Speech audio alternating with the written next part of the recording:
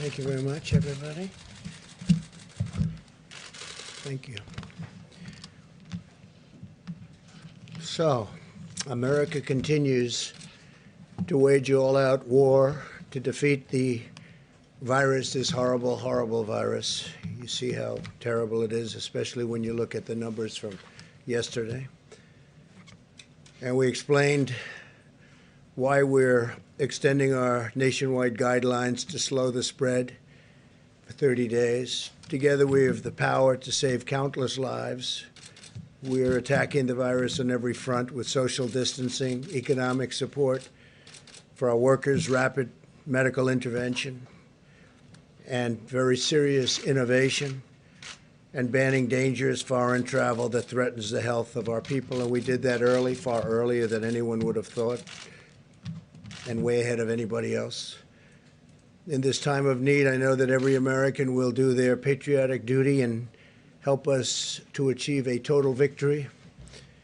As governments and nations focus on the coronavirus, there's a growing threat that cartels, criminals, terrorists, and other malign actors will try to exploit the situation for their own gain, and we must not let that happen. We will never let that happen.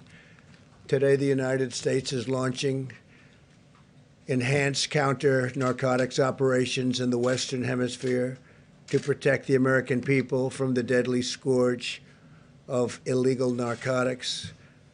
We must not let the drug cartels exploit the pandemic to threaten American lives.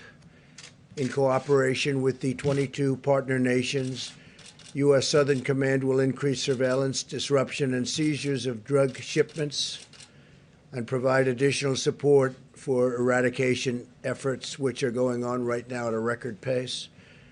We're deploying additional Navy destroyers, combat ships, aircraft and helicopters, Coast Guard cutters, and Air Force surveillance aircraft, doubling our capabilities in the region.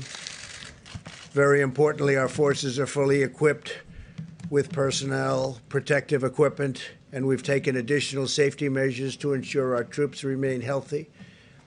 Secretary Mark Esper, Attorney General Bill Barr, National Security Advisor Robert O'Brien will provide more details. In addition, I'm going to have General Milley, who's done an incredible job in so many ways, say a few words. And also with us, our Chief of Naval Operations, Admiral Gilday, who you know, I think you know, and Commandant of the Coast Guard, Admiral Schultz.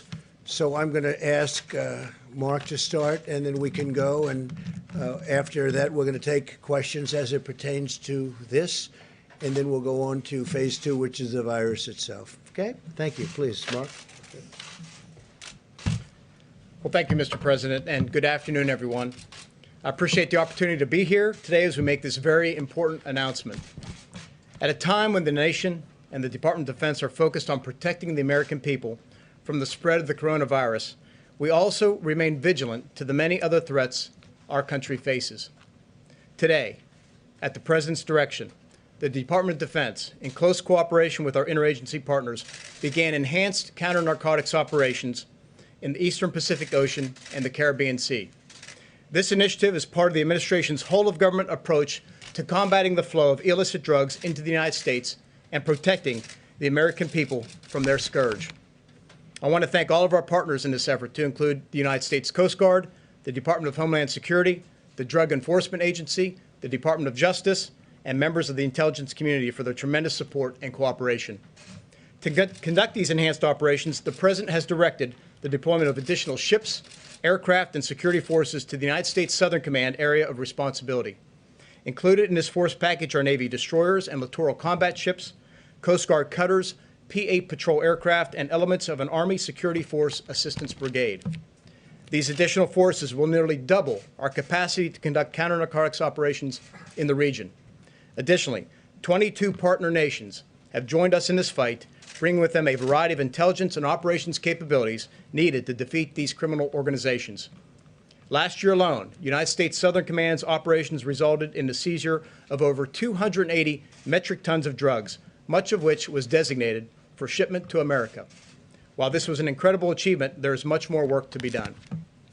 Transnational criminal organizations continue to threaten our security by smuggling cocaine, fentanyl, methamphetamines, and other narcotics across our borders. These drug traffickers put our communities at risk and destroy lives. Every year, tens of thousands of Americans die from drug overdose, and thousands more suffer the harmful effects of addiction. Furthermore, corrupt actors like the illegitimate Maduro regime in Venezuela rely on the profits derived from the sale of narcotics to maintain their oppressive hold on power. The Venezuelan people continue to suffer tremendously due to Maduro's criminal control over the country. Drug traffickers are seizing on this lawlessness by increasing their illicit activities. We must do more to prevent these drugs from arriving at our shores. These enhanced counter-narcotics operations that are now underway will further disrupt the flow of illicit drugs to America, deny our adversaries the financial resources they depend on, and build the capacity of our partner nations throughout the region. I want to thank President Trump for his leadership and support to this critical mission. This is a particularly important time for this operation to begin. As nations around the world shift their focus inward to deal with the coronavirus pandemic, many criminal organizations are attempting to capitalize on this crisis. The enhanced operations we are announcing today will keep the pressure on these criminal groups and protect the American people from the devastation caused by the flow of illegal drugs into our country. Mr. President, thank you for your leadership as we begin this important operation. While the men and women of the United States military work hard here at home to fight the coronavirus, we continue to take action around the world to defend our great country. Thank you, and I'd like to invite General Milley. Thank you, Secretary, for those words, and thank you, Mr. President, for your leadership. And I want to publicly thank Admiral Craig Fowler, the commander of U.S. Southern Command out of Miami, for leading this operation, which is underway effective today, and also Admiral Gilday, the Chief of Naval Operations, Admiral Schultz, for their contributions to this from their services. There's thousands of sailors, Coast Guardsmen, soldiers, airmen, Marines involved in this operation. We came upon some intelligence some time ago that the drug cartels, as a result of COVID-19, were going to try to take advantage of the situation and try to infiltrate additional drugs into our country. As we know, there's 70,000 Americans die on an average annual basis to drugs. That's unacceptable. We're at war with COVID-19, we're at war with terrorists, and we are at war with the drug cartels as well. This is the United States military. You will not penetrate this country. You will not get past Jump Street. You're not going to come in here and kill additional Americans. And we will marshal whatever assets are required to prevent your entry into this country to kill Americans. So right now the Navy has marshaled additional Gray Hull ships from both PACOM and EUCOM and for the Naval Fleet at Norfolk. And they are set sail already, and they are in the Caribbean right now. In addition to that, there's 10 Coast Guard cutters, and there's Special Operations Forces and Security Force Assistance Brigades, along with Air Force reconnaissance aircraft. The bottom line is you're not going to get through. Now is not the time to try to penetrate the United States with illegal drugs to kill Americans. With the United States military, we will defend our country regardless of the cost. Thank you, Mr. President. Thank you, Secretary. Thank you, Mr. President. Thanks for your decisive leadership as we confront this unprecedented challenge posed by coronavirus. And I'd like to thank you for your support for this important initiative, and thank all of the Secretary of Defense and all the services for taking on this important initiative. Obviously, during this crisis, we're all focused above all else on COVID-19. But at the same time, our law enforcement and national security work must go forward, protecting the American people from the full array of threats. For the Department of Justice, one of our highest priorities must remain destroying the Mexican cartels. Their trafficking is largely responsible for the deaths, as we all know now, of 70,000 Americans a year. And also the costs of this don't count the destroyed families, the destroyed lives, the draining of our national treasure as state budgets are crushed by the burden that this narcotic trafficking causes. The President has made clear that we are in this fight against the cartels to win, and that we are not interested in half measures, and that the threat posed by the cartel is not just a law enforcement threat, but a national security threat as well. And in December, building on your success with the Mexican president in forging a cooperative relationship in the area of immigration, you asked me to go down and meet with the president, Lopez Obrador, and our Mexican counterparts to see if we could also establish a more comprehensive and coordinated effort with the Mexicans in confronting the cartels. And we've had some successful visits and discussions, and currently have an array of activities underway against the cartels. And we anticipate, along with the Mexicans, that these are going to bear fruit in the months ahead. But it quickly became clear that we can obtain the most immediate results, the best bang for the buck, where we increase the assets involved in interdiction on both the Pacific and Atlantic side of Mexico and the Central American countries. For years, the cartels have been using these sea routes to take the cocaine up from principally Colombia, now also out of Venezuela. And these sea routes on both coasts have become the primary means of bringing cocaine up to the United States. Because of the superb work done by the Defense Department and our intelligence community, we know exactly, most of the time, where these traffickers are at sea. But we're have been up till now, significantly limited in our ability to interdict because of the numbers of the assets we have deployed. Prior today, this limitation meant we could only intercept a fraction of the traffickers and the various boats that were detected. This will now double our capacity, and we are talking about hundreds of tons of cocaine now we're now in a position to seize. So this is going to radically improve our interdiction efforts and put tremendous pressure, we think, on the cartels. And the effort that Southcom is undertaking is going to save lives by taking drugs off the street.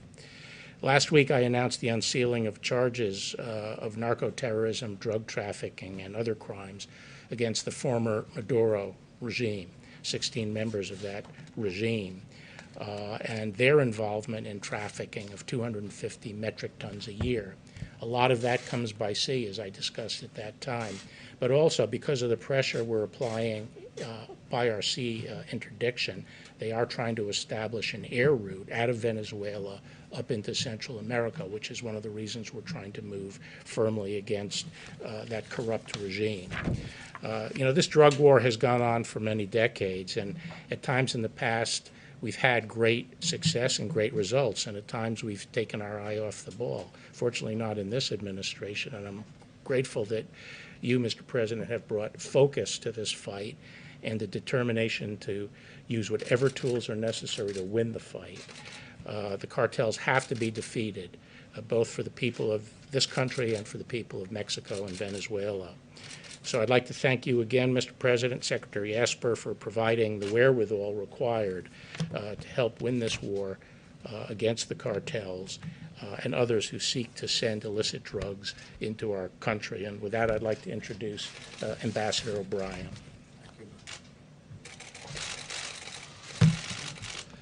Thank you, General. Thank you, Mr. President.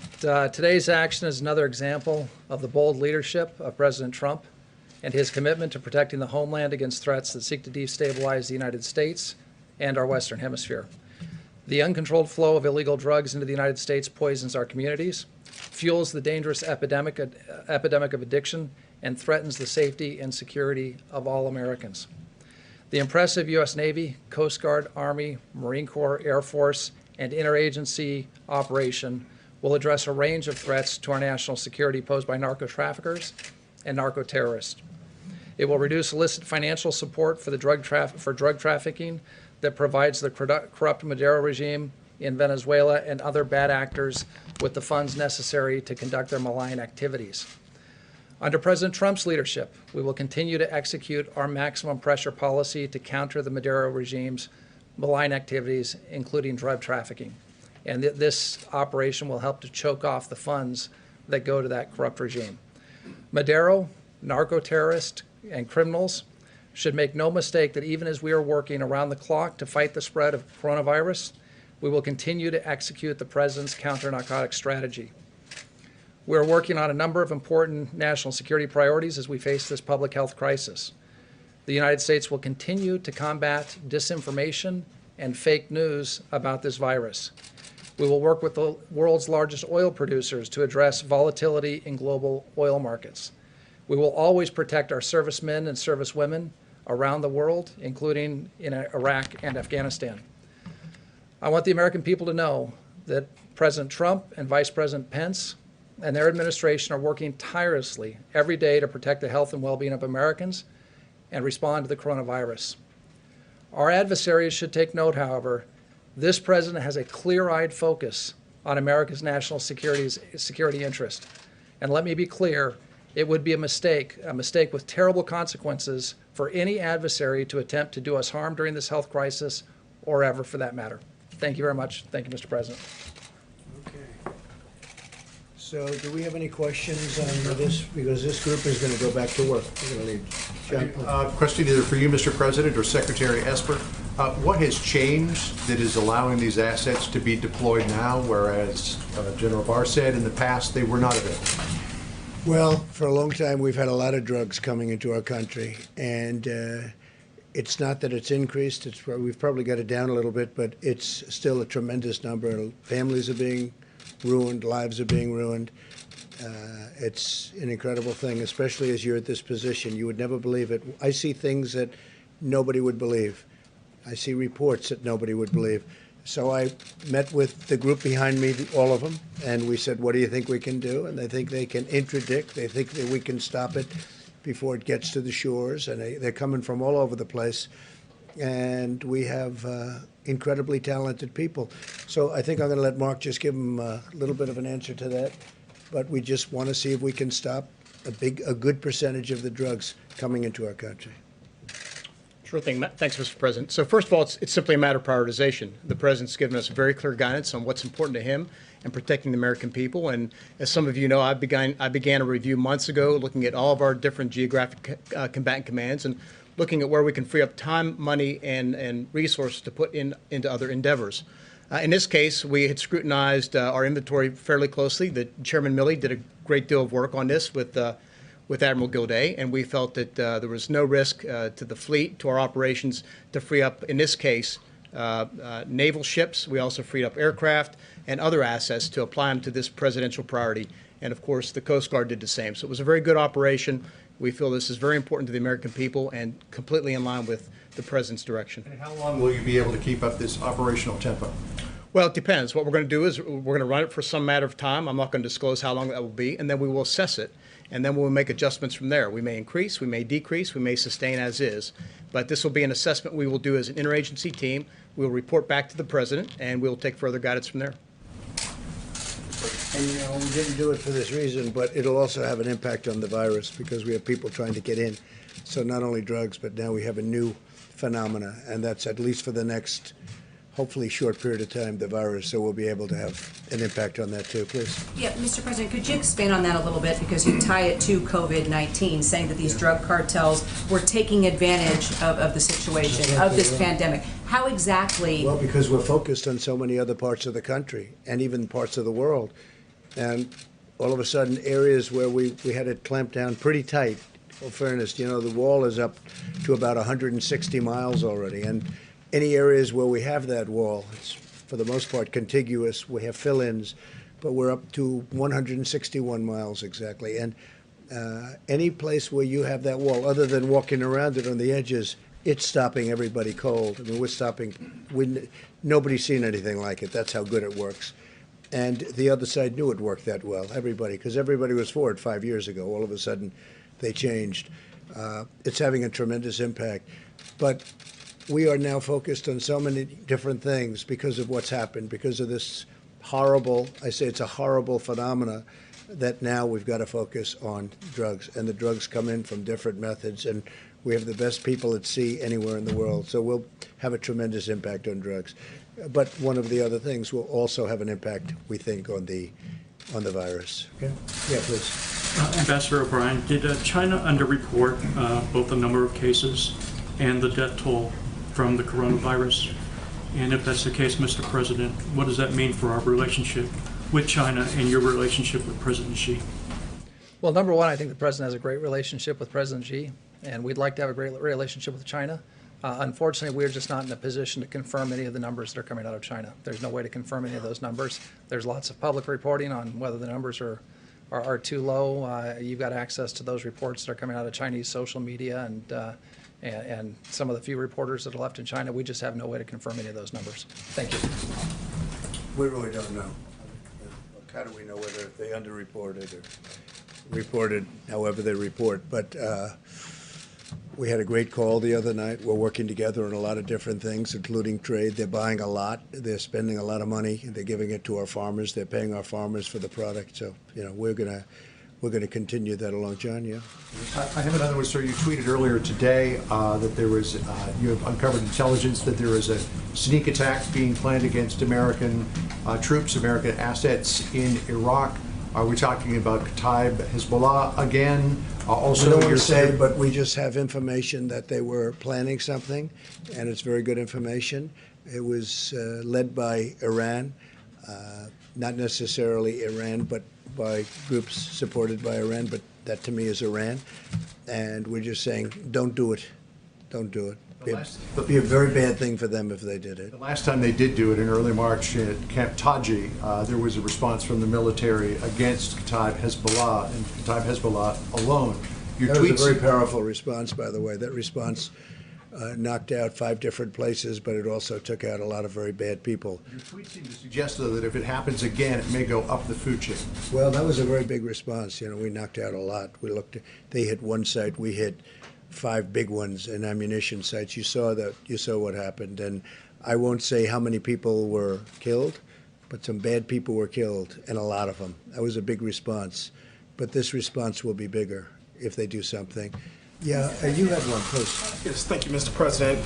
Just going back to your conversation with President Xi, wondering if you received an intelligence report that talked about the discrepancy in the numbers, and if you addressed that with President Xi. We have not received that, but their numbers seem to be a little bit on the light side, and I'm being nice when I say that, relative to what we witnessed and what was reported. But we discussed that with him, not so much the numbers as what they did and how they're doing. And we're in constant communication with, I would say the biggest communication is myself and President Xi. The relationship's very good. We have, look, they're spending, they will be spending when things even out. This is obviously a little bit of a hurdle, what's happened over the last month. But they'll be spending $250 billion buying our product, $50 billion to the farmers alone, $200 billion to other things. They never did that before. So we have a great trade deal, and we'd like to keep it. They'd like to keep it, and the relationship is good. As to whether or not their numbers are accurate, I'm not an accountant from China. Strain things at all in terms of the trade deals? No, because people just don't know. People don't know where did it come from. I think we all understand where it came from, and President Xi understands that, and we don't have to make a big deal out of it. We didn't like the fact that they said it came from our soldiers, and they haven't pursued that. It was, and that was a mid-level person said that. That was not a high-level person, so I will always assume the best. I'll assume the high-level people didn't know about it. It was a foolish statement. So, look, the relationship with China is a good one, and my relationship with him is, really good.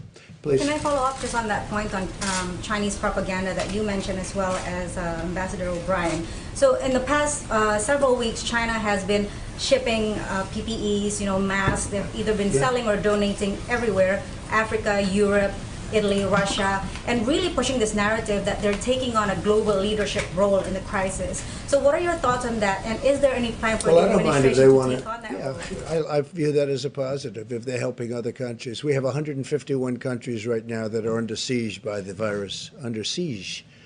Some are doing really badly. They don't know about social distancing. These are countries that aren't highly sophisticated. They don't have great communication to the rest of the world. They don't know the things that we're doing and that some others are able to do.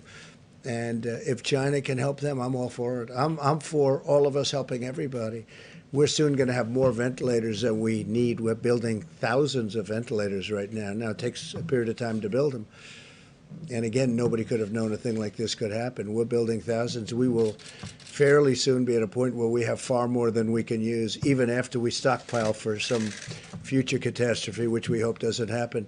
We're going to be distributing them, the extras, around the world. We'll go to Italy, we'll go to France, we'll go to Spain, which is very hard hit. On that note, is there any truth on reporting that your administration is stopping shipment of USAID stockpiles of PPEs abroad? No, no truth whatsoever. No. Your administration We is want. not. I would love China and other countries if they have additional supplies, medical supplies, to give to other countries. 151, 150. Why would I stop that? Wouldn't that be terrible to stop it? Is the U.S. stopping shipment of our own stockpile through USAID to other countries? No, whatever we have, whatever we've committed to, we commit.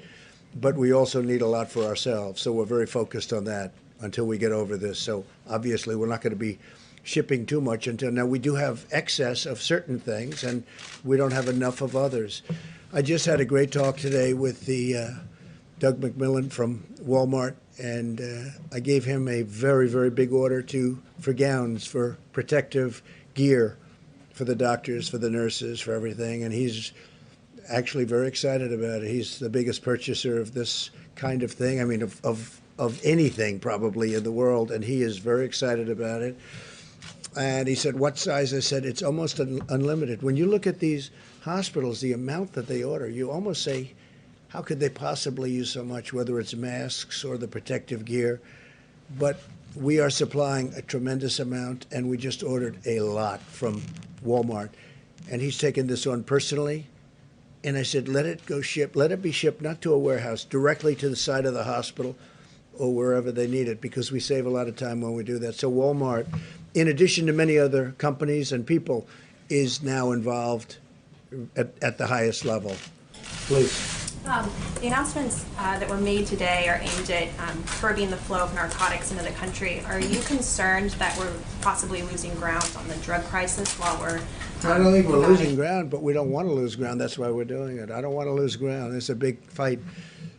I've seen many families where they're wiped out because they lost a son or a daughter or a husband or a wife or whatever. We're all of them.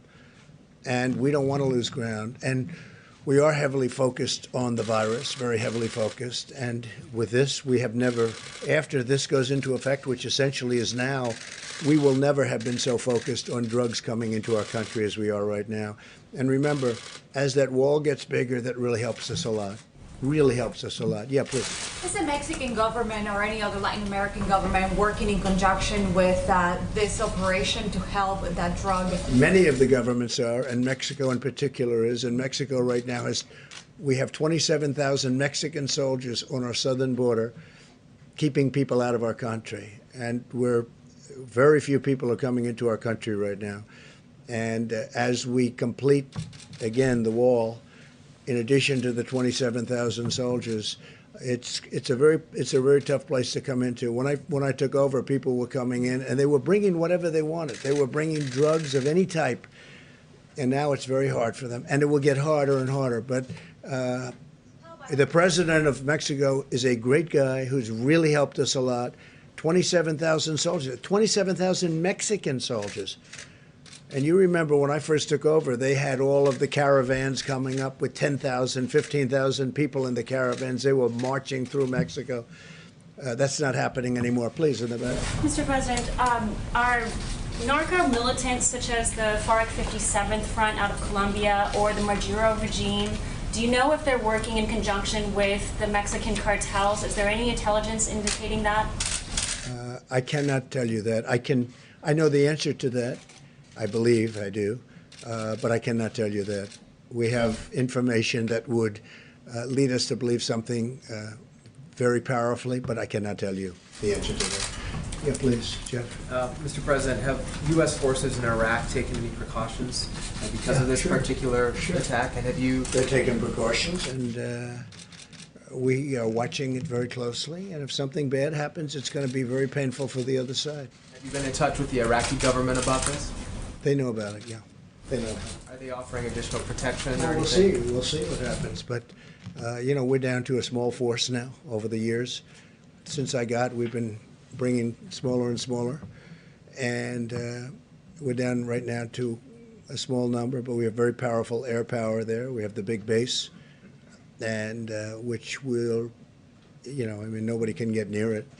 And nobody can even get near that. But we've really largely left. We've taken tremendous amounts out, and we've deployed them elsewhere, including bringing some back home.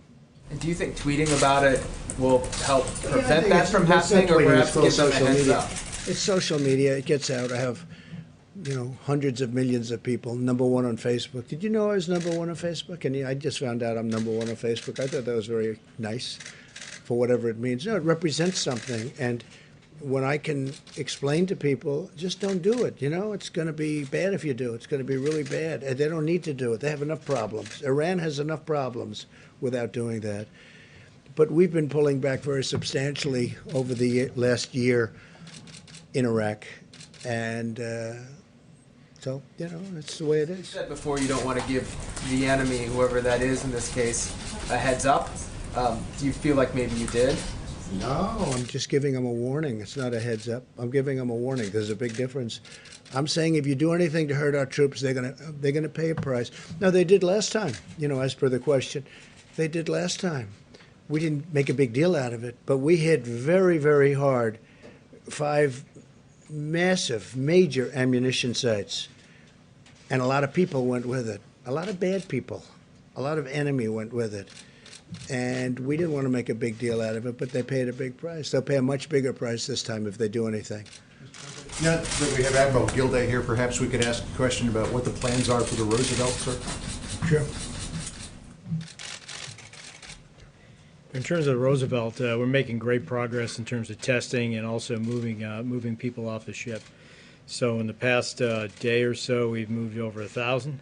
That number will increase to more than 2,700 by Friday as we continue to increase the testing as well and fly those samples off. So we're getting after it pretty quickly. And will the ship remain fully operational? It is fully operational now. And will remain so? It will remain so. Can I ask a follow-up to that? What protocols are you putting in place to help mitigate the spread of coronavirus among servicemen and women who live and work in those across the fleet, before we have any ships getting underway for training exercises, for deployments, they're spending those sailors are spending 14 days in quarantine before they get underway. We've increased the amount of testing equipment as well as physicians on board our ships at sea. So we've taken additional steps since the beginning of the COVID Not too crisis. many people are going to be getting off at various ports anymore, right? I think we probably have decided on that. You mean civilians? Thank you. No, military people. I want to add one. I'd like to add one thing to that. There seems to be this narrative out there that we should just shut down the entire United States military and address the problem that way. That's not feasible. We have a mission. Our mission is to protect the United States of America and our people. And so we live and work in cramped quarters, whether it's an aircraft carrier, a submarine, a tank, a bomber. It's the nature of our business. But the chain of command has very clear guidance, and I'm confident between the commanding officers and the senior non-commissioned officers that they're taking every reasonable precaution to make sure we practice as best we can social distancing, sanitizing environments, etc., consistent with that mission. And that's what I trust Admiral Gilday, Acting Secretary Motley, and all the other service chiefs and service leaders to do. And I'm confident we'll do that, because keep in mind, we have a job to do, and we will continue to do it, defend the United States of America. Mr. President, you mentioned the stockpile earlier. The Washington Post reported today that the U.S. stockpile is nearly depleted of PPE. Is that the case? And if so, how are you planning to mitigate because that? we're sending it directly to hospitals. We don't want it to come to the stockpile, because then we have to take it after it arrives and bring it to various states and hospitals. One of the things, and again, we ask the states to do this as much as possible. Many of the states have people that, whether it's that or clothing, they make clothing, lots of clothing in many of the different states. We said, see if you can get it directly from those manufacturers. Make a deal. We'll use the Purchase Act if we have to on them. If they won't, by the way, so many people are, the spirit is incredible what they're doing. But we've asked states where they have large manufacturers of different types of equipment to use those local factories, those local plants, and have it made directly, ship it right into the hospitals. We're shipping things right in. We have, as you know, almost 10,000 ventilators, which we need for flexibility. It's a lot. It sounds like a lot, but it's not, because as you see on the board from yesterday, as this scourge, as this plague, as this virus moves, it moves very fast. And we don't know yet whether we're going to need it in Louisiana, in New York, wherever it may be. So we're ready for it. We're totally ready for it. We're going to be shipping out. We've already agreed to ship out over 1,000 today to different sites, different locations. But we have to have the flexibility of moving the ventilators to where the virus is going. And we'll be able to see that, we'll be able to see that from charts a couple of days in advance. So right now we have a nice pile of ventilators. We have a lot more coming in. We have I think we have 11 companies making ventilators right now. Very good companies, and they're making them. You know about Ford, you know about General Motors, but we have a lot of companies making the ventilators right now. So now the question is, when you make one, it doesn't get made in 15 minutes. It's not, a mask can go quickly. A ventilator takes time to build. It's very, very, as we discussed, it's complex, it's big, it's expensive, et cetera. But we'll be able to move. We have great flexibility, John. I was just going to say, sir, do you want to move on to solely coronavirus or stick with? Yeah, I think if does anybody have any other questions for this great group of brilliant people? Yes, please. Thank you, Mr. President. Question for Secretary Esper. Is the military personnel that's been fanned out across the country to help combat the virus, is there any chance that they're planning to see at some point have those military personnel treat or see COVID-19 patients? Well, excuse me. As you know, we have the hospital ships currently deployed, one in LA and one in New York City. So they could be treating patients as they come in. We're taking precautionary measures to screen them beforehand to make sure that they're not exposed, if you will. Same with the military hospitals that we are deploying, certainly again to New York, Seattle, and other places. But the one thing we got to be careful of is that these are deployable assets. They are unique.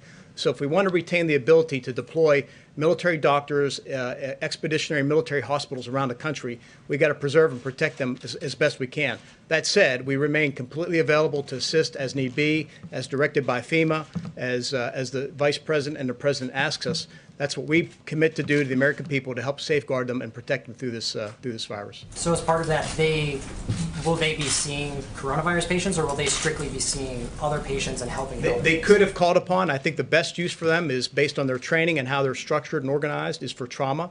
We can take the load off of hospitals with regard to their trauma patients, thereby freeing up rooms, and other doctors, particularly doctors who are, respiratory nurses or doctors who deal with infectious disease, to treat those type of patients. So I think it's the best use of our resources. But again, if push comes to shove, we're prepared to do what we have to assist the American people. At the same time, preserving the medical capability we need to support our operation deployed forces abroad. We're looking at doing 2 additional brand new hospital ships, because these ships have really, they've really struck a blow, very positive blow for what they're doing, going into Los Angeles, going into New York. So we're looking very seriously at building 2 additional ships of about the same size. Building 2 new ones or deploying 2? It'll either be, building, but we're looking at building either 2 new ones or doing the renovation of another large ship. But this has really worked out well, so probably 2 brand new ones. So, Mr. President, Is this concerning the gentleman, or do you want them? You don't want them to get back to work and capture all those bad people? A follow-up, Mr. President, or Mr. Sure, Secretary. I know that Secretary Wilkie has said he's on standby waiting to hear if VA hospitals need to be opened, the doors need to be opened to civilians. True. Are you talking about that? Yes, could we see that happen? How soon could that hospitals, happen? Yeah, can move very quickly. He's a very capable man. We're ready to move very quickly. As an example, in Louisiana, they have a very big hospital, so we're looking to move very quickly if we need them. Hopefully we won't need them. Soon? We're going to find out pretty soon. We're only going to know when, at the time it happens. We prepare for the worst. We are preparing for the worst. Unfortunately, that's the way we have to look at it. Just to follow up on the purpose of these naval ships, you mentioned something about treating trauma patients, and I'm just curious, what about things like giving birth? Would mothers be expected in New York, for Well, example? as I understand, they're not doing that on the ship. That's the one thing they're not doing outside of the COVID-19. They're not doing that. The birth of a baby not being done on the ships. Okay. Can I have a follow-up question with Attorney General Barr, please? This has to do with the visa restrictions on immigrant doctors. Is the administration considering easing the restrictions or waiving restrictions for doctors with J1 or H1B visas so they can help other doctors during this crisis? Actually, the immigration laws are no longer under the administration of the Department of Justice, and I haven't been participating in any of those discussions. What about you, Mr. President? Can you respond to that question, Mr. President? To Secretary Esper, the WHO, this is on the topic of coronavirus in Iran. The WHO confirms that Iran is vastly underreporting its coronavirus cases, not just cases, but fatalities. According to on-the-ground estimates, that might be as high as 15,500 deaths. 32 commanders in the military in Iran are now confirmed either in dire condition or dead. You have 8% of the parliament now down with coronavirus. So is Iran's soundings of aggressions today that President Trump just tweeted about, do you think strategically, is that a bluff on their part, or is this a sign of very clear desperation? Where are you strategically on that? Well, first and foremost, we empathize for the Iranian people. I mean, they clearly have been hit hard. As you know, I think the president's spoken about it, certainly Secretary Pompeo. We've offered assistance, we've offered medical supplies, et cetera. They have refused that. I think if the Iranian regime put more interest in terms of taking care of their people, in the context of this virus, they would be better served. Instead, the Iranian regime continues to want to spread its malign activities throughout the region. They want to continue to send out the Quds Force and others to cause problems throughout the region. We know that in one way, shape, or form, they're either resourcing, directing, approving, or whatever operations for Shia militia groups in Iraq that are targeting American forces. So I think at the end of the day, again, I feel deep concern for the Iranian people. The important thing is that the Iranian government should focus on them and stop this malign behavior that they've been conducting now for over 40 years. I think the entire region, and certainly the Iranian people, would be better off for it. And I happen to think they want to make a deal. They just don't know really how to start. And they've been given some bad advice by former Secretary Kerry, some very bad advice. And I really think they want to make a deal, which is the Logan Act, but would have to look at the Logan Act. All you have to do is take a look. I think they've been given very bad advice by Secretary Kerry. I think that they're dying to make a deal. Look, their country's in trouble. Their economics are shot. They've got a lot of bad things going. I think they'd like to make a deal. They can get it settled very quickly. No nuclear weapons. No nuclear weapons. They can't have nuclear weapons. It's very simple. Okay, let's let these folks get back to work. Is that okay? Thank you all very much.